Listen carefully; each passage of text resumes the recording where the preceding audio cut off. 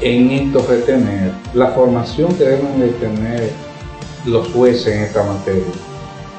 Al ser un área no solamente nueva, sino muy técnica y especializada, donde el juez debe de tener formación no solamente jurídica, sino formación de derecho comercial, de derecho corporativo, del derecho empresarial en sentido general, y finanzas, contabilidad y administración, a los fines de poder dar un servicio diáfano, bueno, con calidad, porque la ley no se vea como la mala de la película, vamos a decir. Porque la ley, reitero, tiene enfoques muy buenos. Pero también, doctor García, proporcionarle a ese juez las condiciones, obviamente, económicas, obviamente, de factibilidad, porque obviamente, en una solicitud de reestructuración tú vas a tener dos bandos de equipos de abogados y de financistas que son expertos, pero tú tienes también que tener vehículos, tienes que tener alguaciles, debe tener secretarias. No, y hasta un personal de apoyo. Y un personal de apoyo. Un personal de apoyo en todas esas áreas que hemos mencionado, pero por eso yo recalco, el problema son los operadores, comenzando hasta por la misma Suprema, porque yo le voy a decir una cosa, llana. Era preferible no poner a operar eso, si ahí no hay condiciones. ¿Por qué? Porque la normativa se va a ver, Luis, como mala, sí, cuando no lo es. Cuando no lo es. El problema está en los operadores, en la operatividad, porque cuando la ley cesa toda actuación, una vez acogida la actuación, la finalidad de la ley es que la empresa no haya un ambiente de problemas, hoy me van a embargar, mañana me van a embargar, y desde ese punto de vista, ese aspecto axiológico de la ley está correcto, porque ¿cómo tú vas a reestructurar una empresa con un ambiente así? Está bien. Ahora, donde está mal es cuando tú le das como juez curso a la solicitud de una reestructuración, cuando el solicitante, como es el caso que hemos analizado, lo que se ve aparentemente, no tiene condiciones para reestructuración. Entonces, el juez le da curso a la solicitud, y ese que no tiene condiciones se beneficia. Correcto. De la no actuación. Y le da la apariencia. Que es la ley. Que la ley lo y no el operador. Correcto. No el sistema que está operando de manera incorrecta. Número uno. Número dos, el problema de la liquidación es un problema que solamente sabemos, Luis, cuando comienza, y no sabemos cuando termina. Quizás sabemos que aquí hay gente que su medicina, su alimentación, sus ahorros, muchas, dependen de eso, que no aguantan espera. Entonces, ¿qué resulta? Si la idea es que finalmente le rechacen la reestructuración para pasar a la liquidación, pues ahí se va a entrar a un laberinto sin final. Uno no sabe, eso puede durar 20, 30 años, y cuando sabemos que son unos deudores que van a autotorpedear todo ese proceso de liquidación. Por eso era tan trascendental, o lo es tan trascendental, que la magistrada hubiese rechazado eso. Ahora bien, si ella no lo rechazó, pero ya hubo una apertura a la revisión mediante recursos de revisión que se está conociendo, para ya ir aplatanando la actualidad, que está pasando actualmente en el tribunal. Y se lo he dicho a mucha gente, señores, este es un momento trascendental. ¿Para qué? Para que esa solicitud de reestructuración sea rechazada, pero que tampoco se vaya a liquidación. Y ustedes me preguntarían, y más específicamente al público, y entonces yo les respondería, no, el camino a la fiscalía. El camino a la fiscalía. Porque las condiciones fácticas de hecho donde ocurrieron todas estas cosas, no da ni para reestructuración ni para liquidación. Ahí hay unas visibles violaciones. Qué bueno por lo menos que se ventilen en un tribunal. Ahora bien, ¿qué instrumento entonces podemos llevarle a esa juez? Porque en este proceso ahora en este de la proceso, revisión, de la revisión. Tenemos una audiencia en enero. Y la juez dijo en la audiencia pasada, que ha sido la única audiencia donde yo estuve presente, que ese tipo de audiencia es una sola audiencia. O sea, ¿qué le podemos decir a ese juez desde el punto de vista financiero, que me parece a mí es la clave, para que pueda tomar el curso real de esta situación? Yo me permitiría primero hacer la introducción, ¿Cómo no? aunque finalmente que sea Luis, en su condición de especialista en finanzas, quien ya le dé la puntualización al final, a ver si realmente mi enfoque que tengo como abogado es el correcto. Yo lo que creo es lo siguiente, que ahí debe de ser ordenado varias medidas de instrucción, pero dentro de esa, que se practique, que se ordene una auditoría forense. ¿Por qué una auditoría forense? Porque la auditoría forense es el retrato por dentro, para decirlo así, Luis me corregiría, del estado financiero. Para poner un ejemplo al público, ahí se van a determinar fácilmente, primero, todos sus acreedores y la viabilidad de los acreedores de MUNE y la viabilidad de esa cobranza. Yo me adelanto y estoy seguro, ahí hay mucha cobranza de productores de 20, 30 años incobrables. Y es un aspecto que en una auditoría forense se refleja y es un aspecto que la juez va a valorar. Este productor de cacao que debe 100,000 pesos a MUNE hace 20, 30 años, ese supuesto activo, esa supuesta creencia, ¿qué factibilidad real tiene de ser cobrado? Entonces la auditoría forense te detalla todo por dentro. Y de ahí es muy importante que se nombre, que se me ordene como idea de instrucción. Por eso, ese esquema de la juez de decir, no, esto es rápido, y esto es, ¿y cómo es la cosa? Entonces queremos llevar una justicia con una visión formal. Formal es, ya yo vine a la justicia. O material. Material es llenar el cometido de la justicia. En otras palabras, instruir bien ese expediente. Dure una audiencia, 10, 20 o 30. La magistrada debe saber que tantas veces sea necesaria para instruir un expediente, cualquiera que sea, pero más un expediente como este, por la magnitud y la complejidad, fuera necesario celebrar audiencias, dictar medidas de instrucción también. Y luego, finalmente, me quiero referir, cuando Luis haga la explicación de la auditoría forense, a la imposibilidad de cumplir la medida última de instrucción que ella dictó en la anterior y última audiencia. ¿Sí? Mira, tú hablas de las herramientas que hay a disposición para ver la veracidad de esos estados financieros. Como mencionó el licenciado Orlando, la auditoría forense te daría una radiografía de cómo entra el dinero y cómo sale.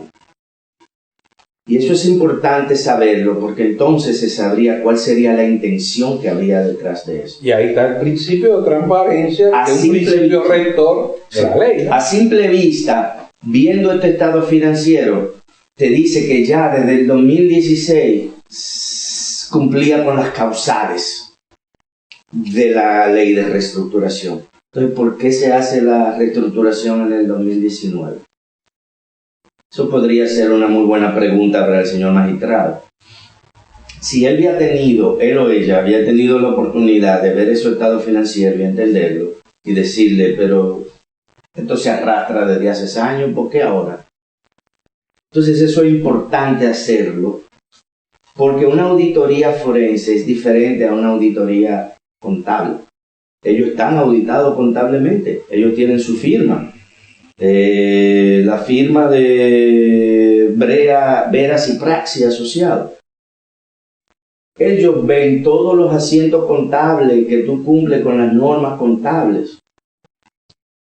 Y tal vez ellos se confiaron que toda la documentación que le dieron fuera correcta. Pero, por ejemplo, en referencia a los pasivos a largo plazo, de 2.150 millones de pesos que hemos identificado en el 2017 a través de los estados financieros que ellos mismos entregaron, la constancia de ese pasivo es un pagaré a la vista. Ya ahí te dice que no es un pasivo a largo plazo. Entonces, a través de la auditoría forense podríamos ver qué día se recibió ese dinero, cómo se recibió, a dónde fue, y cuándo y a qué sitio llegó. Y de ese sitio que llegó, a dónde se fue, cómo salió o qué se pagó. Si retornó o no. Porque si tú miras los estados financieros, es muy obvio que todo ese dinero que se recibió no se invirtió en la compañía. ¿Por qué? Porque no hay nuevos edificios, no hay nueva maquinaria, no hay nuevas formas de producción, no hay reducción de deuda. Interesantes. Entonces, al tú ver en los mismos estados financieros te lo dicen, que yo no tengo ni nueva planta, propiedad ni equipo, que yo no tengo ni nuevas inversiones, que yo no tengo una forma de hacer crecer mi negocio, que yo no he reducido mi deuda, porque se ve año tras año la deuda creciendo. Entonces, sería una muy buena pregunta y creo que lógica, ¿a dónde fue ese dinero? Entonces, una herramienta a utilizar sería una auditoría forense. La otra herramienta que yo considero se debería utilizar en este caso es un estudio de factibilidad a la estrategia de esta empresa para el futuro. ¿Cómo tú vas a relanzar esta empresa? Una empresa que viene teniendo pérdidas acumuladas de años anteriores en la magnitud de unos 800 millones de pesos. Entonces, tú tienes que hacer una estrategia muy atractiva para poder obtener la inyección de capital que tú necesitas en tu reestructuración. Y nada más mencionamos esas dos herramientas ahora mismo porque en el punto final que Orlando estaba haciéndole hincapié, que fue la audiencia que usted tuvo la oportunidad de estar presente allí, habrían otras herramientas factibles que inmediatamente se pudiesen utilizar, que no sean unas tácticas dictatoriales para que esto tome más tiempo y al final del día como que la gente se canse o se muera. Sí. Entonces, ¿qué herramientas podría haber ahora mismo para que esta solicitud sea más efectiva y más eficiente? Una auditoría forense y un estudio de factibilidad estratégico, que lo más seguro tal vez eso es lo que ellos van a entregar como reestructuración, pero de verdad, ¿cómo es que se va a hacer y qué inyección de capital va a recibir? Entonces tal vez, es mi opinión, que la juez no tenga las herramientas necesarias para hacer las preguntas correctas y le presenten un proceso de reestructuración en la cual ella lo admita, él o ella lo admita. Fallido completamente. Sin saber las consecuencias financieras, fiscales y económicas. Porque como hemos visto, tal vez, y no le juzgo mucho al juez, sus conocimientos, como esto es una ley nueva, estamos empezando, pero sí deben tener elementos auxiliares que le ayuden a comprender mejor cuando le entreguen estados financieros. Bien, Orlando, en la única audiencia que ha habido en este caso del mío, la honorable magistrada, luego de escuchar las partes, dictó hizo una ordenanza que nadie se la pidió, porque dijo que era de oficio administrativo. Y es que debía notificarse a los 10.000 ahorrantes. Yo no sé si ahorrantes o qué. Acreedores. 10.000, que el tribunal apenas había notificado una parte. porque no tenían las condiciones de esa herramienta. Y que los apelantes al auto de apertura a la reestructuración debían notificarlo también por su parte sus recursos. Estamos hablando de 20.000 notificaciones. ¿Usted cree, como abogado de su experiencia, experto en 2 tratados corporativos, usted cree que eso sea posible? Notificar 20.000 personas en este país que no dure 5 o 10 años. Bueno, hay una situación y es la siguiente. Voy a tocar varias aristas, varios aspectos, pero siempre circundante a la pregunta, hasta llegar finalmente a ello. Lo primero es que habría que ver tan obligatorio y necesario que fuese notificar a los demás acreedores que no incoaron los recursos. No sé hasta dónde eso sea como tan indispensable. No es que estoy diciendo que no lo sea necesario, pero me asalta la duda, la necesidad o no. ¿Por qué? Porque quienes incoaron ese recurso de revisión están ahí presentes en contra de quienes solicitaron la reestructuración, llámese MUNE. Están presentes ahí. Nadie que esté fuera del recurso, entiendo yo, es tan indispensable. Esos acreedores son indispensables en otro escenario, Luis, que es el escenario de ver si se ponen de acuerdo para una reestructuración. Es algo que se le ha escapado a los abogados quizás litigantes que están ahí, pero que yo he ido pensando. ¿Hasta dónde son tan necesarios esos demás acreedores de MUNE ante un recurso de revisión que solamente lo han incoado esos adicionales que estaban presentes ahí y debidamente representados? ¿En contra de quién? Del solicitante, llámese MUNE. Entonces, ¿hasta dónde es tan necesario eso? Eso lo tengo entredicho y entre dudas ante una buena lógica y razonamiento jurídico. No lo veo. Esos acreedores sí son obligatorios, sí son indispensables para el otro escenario que es para conocer sobre la reestructuración. Porque la revisión se la da a cada acreedor, el legislador, dentro de los 10 días de habérsele notificado el auto de apertura de la solicitud, si ellos quieren incoarlo. Claro. Si no lo quieren incoar, no. Es un razonamiento que veo ahí. Ahí veo como ese tribunal sigue copiando sobre una materia tan especializada como. Número 2. Una medida para notificar 10.000, 20.000 gente. 20.000 sin contar realmente, lo que no tienen domicilio. Realmente eso es una. Por eso, respecto a eso, he reflexionado y he pensado sobre lo siguiente. Número 1. Ahí lo que se ha dado es una medida de instrucción. Las sentencias, las decisiones de medida de instrucción pueden ser, cuando hay razón, revocables. De oficio incluso por el mismo tribunal o a solicitud de parte.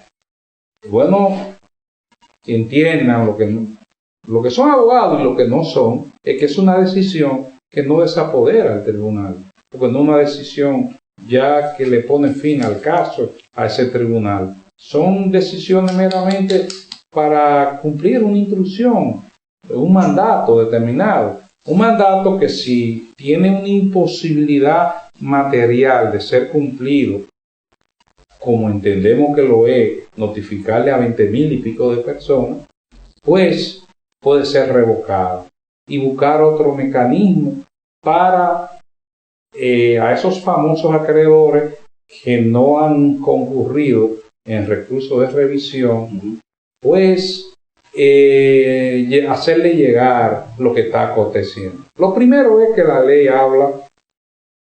misma ley habla de que puede ser en los medios de comunicación, la ley o el reglamento, no recuerdo bien, reglamento de aplicación o la ley, creo que el reglamento, número 1. Número 2, ese mismo tribunal y en principio uno lo ve bien, ha dicho que ahí no queda satisfecho las garantías procesales constitucionales en contra de toda esa gente, y por eso el tribunal entiende que es bueno notificárselo a domicilio. Uno lo ve así, está muy bien. Unos 50, 20, 10, 5 acreedores, perfecto, felicidad, ahí no hay problema. El problema se plantea es cuando tú quieres cumplir una norma de imposibilidad material de ser cumplida de manera cabal. Entonces yo planteo que ahí debiera solicitarse una revocación de esa medida y que se haga a través de los medios de comunicación, pueden ser locales y nacionales. Por ejemplo, locales aquí, el periódico El Jaya, vamos a poner, los medios de comunicación, los programas que más se oyen, y así, y a nivel nacional también. ¿Por qué? Porque ahí en juego hay dos choques. El derecho fundamental de quienes incoaron el recurso de revisión, de tener acceso a la justicia, pero un acceso no solamente formal, de ir a la audiencia, sino también de desarrollar un proceso que materialmente, que de fondo sus reclamos de que se haga justicia, aunque la decisión le dé en contra, no importa, se hayan llevado su cometido, no ir a audiencia por ir a audiencia y sopesar, pero el acceso a la justicia como derecho fundamental que tiene esta gente materialmente se va a ver imposible. Entonces ahí hay un choque entre el derecho fundamental del acceso a la justicia y el presunto derecho fundamental que tendrían esos acreedores de estar presentes también en el proceso. Entonces, ¿qué dice la Constitución cuando hay dos choques de derechos fundamentales? Tratar de armonizarlo, no llevar uno a la cabalidad 100%, como es el caso de la notificación de los acreedores en su domicilio, llevarlo por lo menos por los medios de comunicación lo más efectivamente posible, y los que han accesado a la justicia, que su juicio materialmente se le vea mínimamente bien instruido, porque si lo ponen en eso, ahí hay un costo de millones de pesos en notificación. ¿Quién va a pagar todo eso? En cuestión de tiempo, de ubicar todos esos miles de personas. Entonces, por eso entiendo que esa medida de intrusión es un hierro. En primer lugar, yo pongo en duda, en mucha duda, que sea tan necesario a esos acreedores haberlos citado, los cuales no incoaron el recurso de revisión. Y número dos, materialmente eso es imposible. Y basado en lo que el licenciado Orlando está diciendo y siguiendo la conversación de las herramientas disponibles para una posible disposición mucho más expedita de este caso, sería bueno que a través de la auditoría forense, como hemos hablado anteriormente, vemos paso por paso cómo se hizo y qué se hizo. Entonces sería bueno también, y ya sería un aspecto mucho más legal, un ordenamiento tal vez del velo corporativo debido a la interacción en diferentes corporaciones de los mismos accionistas y socios, y también el levantamiento del secreto bancario para tener la oportunidad de ver a dónde fue a parar este dinero. Y eso se podría hacer tal vez, como es un régimen especial, tal vez se podría convocar en una forma especial y se hace a través de jueces que no estén participando en este caso, para que no se vea que uno está revisando cuentas que uno quiera revisar. Sí, porque el problema es que en ese escenario, escúchame, procesar, lo primero es que hay que ya terminar el problema de la reestructuración, terminarlo, a ver si realmente va a ser factible o no. Y ya el levantamiento del velo corporativo ya se iría ante una eventual querella que prospere, luego que ya todo esto se despeje y todo eso. Pues bien, finalmente eso es lo que queríamos decir. Veo con mucha preocupación la forma de cómo eso se está manejando, Yo mucho quiero hierro, muchas cosas. Una última anotación para quizás concluir. Es la siguiente. Dos preguntas. Primero, de los 20 casos, 16 casos que hemos tenido de solicitud de reestructuración, ¿cuántos se han reestructurado? Que se sepa. Sí. Y segundo, sabemos que MUNE era una SRL, creo que de 100,000 pesos de capital. ¿Qué vamos a hacer en este país, Orlando y don Luis, con toda esta compañía que están captando dinero alegremente? ¿Cuál es la autoridad que va a tener que ponerle su freno a eso? Porque si este caso es materialmente imposible con la primera medida, porque hay que citar 20,000 personas, imagínense el país cuando descubran esto, la cantidad de compañías SRL. Pero si le permitieron eso a MUNE, a mí hay que permitírmelo también. Yo voy a comenzar a recaudar dinero y después me reestructuro o solicito la reestructuración. La superintendencia de banco debiera ser más activa, porque yo conozco un caso aquí que hasta me consultaron, era un pequeño chinchorrillo, vamos a decirlo así, excúseme el término, y la superintendencia de banco vino muy activo. Tenía una supuesta cooperativa ese señor aquí mismo en la ciudad, y ese señor se lo llevaron desde alto. Esto que es un asunto tan evidente, nunca este lío se armó, fue por el problema ya, como decía Luis, no podían seguir pagando los intereses, se trancó el juego. ¿Puede una SRL captar dinero? Jamás. Yo puedo competir una compañía eso son violaciones. Dinero. Y la mayoría de esa gente, un 70%, eso es mentira que eran productores de cacao, no lo son. Ahí había médicos, ahí había comerciantes. Ahí lo menos que hay es productores de cacao. Y el que lo dude, que comience a averiguar uno por uno. ¿Cuánto de la universalidad de esos acreedores eran productores de cacao? Entonces, si no eran productores de cacao, ahí se estaba haciendo en los hechos otro tipo de tratativa de negocio. Por entonces, Orlando, don Luis, ¿y dónde están los hombres de empresa? ¿Y dónde está la asociación de bancos? Porque déjeme decirle algo.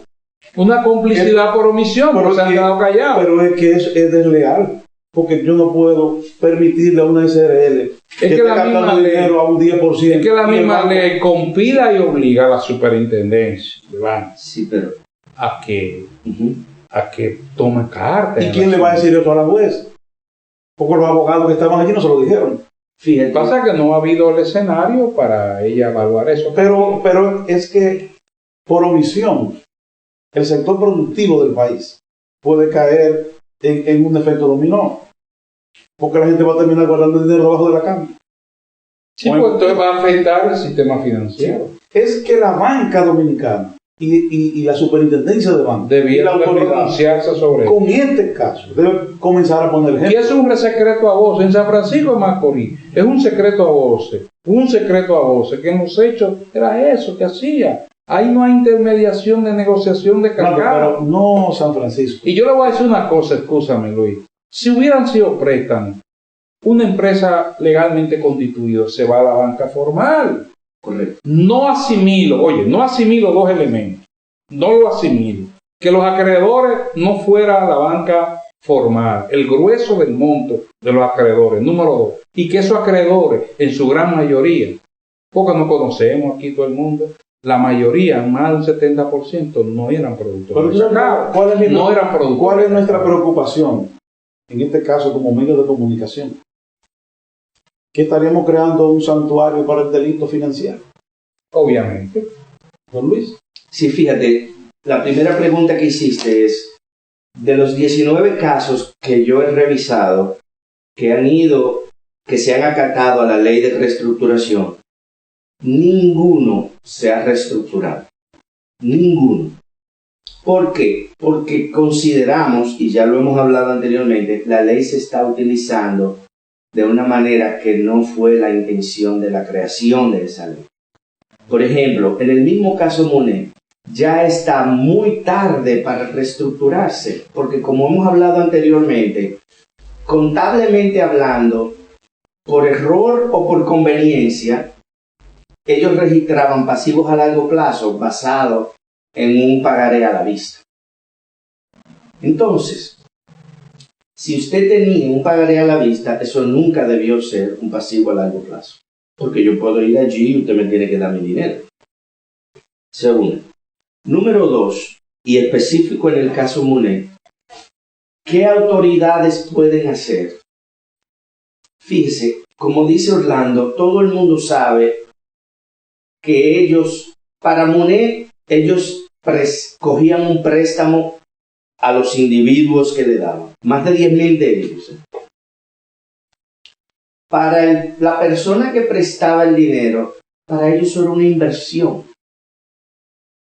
Entonces no había la documentación necesaria para ver si era una u otra. Ojalá que sean préstamos.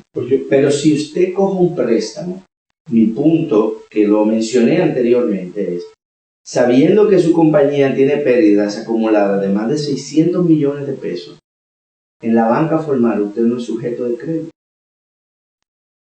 Entonces, eso tiene que ver con el tipo de empresa que tú eres. Si tú sabes que no vas a poder pagar, ¿cómo tú coges prestado?